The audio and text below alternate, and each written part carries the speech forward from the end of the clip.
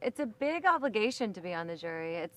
It's an honor, and I think it's a duty to be on the jury. For me, especially because I have sat on the other side. I've been in the final two, and a jury of my peers has awarded me the title of sole survivor and the $1 million prize.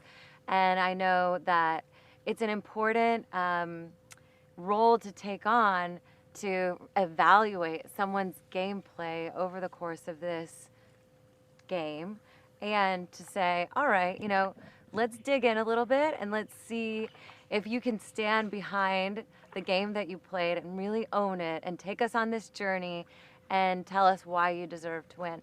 For me, I'm taking my responsibility as a juror very seriously, and I haven't made up my mind as to who I think would be the right person to take it all. So I think,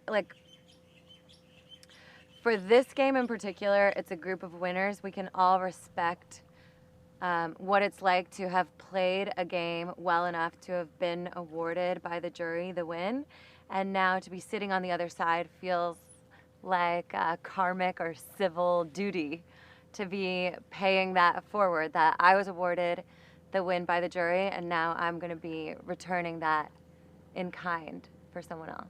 Well, when it comes to Natalie, I adore her. I've had an opportunity to play with her on the edge for a significant amount of time, and I really love her assertiveness, her tenaciousness, her ability to be totally resilient in the face of crushing defeat, and I appreciate that about her. One thing that gives me pause with Natalie is she played so poorly in the first day of this game that she was an easy person to vote off first. It was between her and Michelle, and the reason why Natalie was the one who was voted off first was because she played so poorly. She was overly confident. She didn't think it could be her. She was throwing names around carelessly. She threw my name around, and I was like, easy, I can vote Natalie off. I have no problem doing that. So she was the first person voted off. She's never survived a vote in the game of Survivor without an idol. So what I'm curious to hear from Natalie is, why does she deserve to win the game of Survivor? We're not playing The Edge. This isn't The Edge. This is Survivor. So why does she deserve to win Survivor if she couldn't even survive one vote? That's a tough case to plead.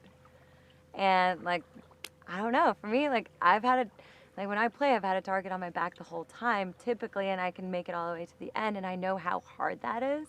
So I look at someone like Tony, who's been playing Tony has been a target from day one, I'm sure. Tony came in here with a target on his back. How is Tony able to navigate from day one all the way to the end of this game without getting a single vote for him? And how is he able to blindside people, vote them off, without them being bitter, resentful, or feeling hurt?